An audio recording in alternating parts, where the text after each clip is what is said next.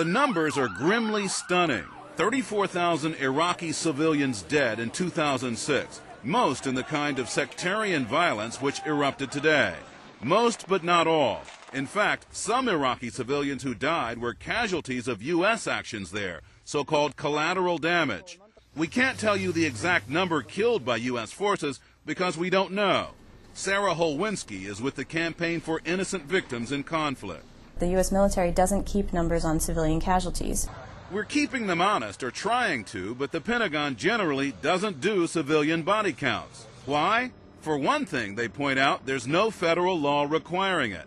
But we do know the Pentagon says it has paid tens of millions of dollars to compensate innocent victims of war over the past 3 years with what have come to be known as condolence payments.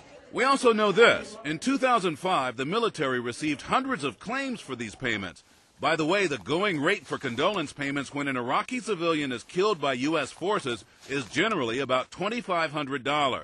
But since we don't know who got what and who didn't, there's no way of telling how many civilians may have been killed and how many may have been injured by U.S. forces by accident. What's more, the military deals with each claim differently. Commanders literally decide who deserves what when an Iraqi civilian is killed.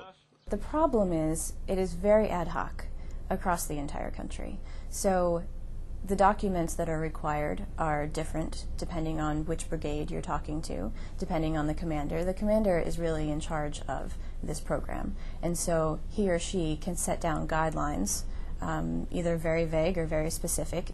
Jonathan Tracy is a former U.S. Army captain, a military lawyer who was responsible for handing out the payments. He says the U.S. has to do this. If there's not a system in place that handles that situation, you're not the harbinger of democracy and justice, and you're not helping these people. You're just going to breed ill will. The Pentagon says the idea is to try to show that the U.S., without admitting any fault or responsibility, is expressing sympathy. But virtually all the critics say the one problem with the program is the lack of uniformity and the resentment created by inconsistent payments. Now, the new chairman of the Senate Judiciary Committee, Pat Leahy, is looking into whether condolence payments need to be formalized by Congress, essentially requiring the Pentagon to count civilian dead. I think if we had a consistent program run the same way everywhere, you would have the actual numbers, because it had to be part of that, to count where the numbers are. And it wouldn't be catch as catch can. As I said, our military in many areas do an extremely good job, but it's not consistent.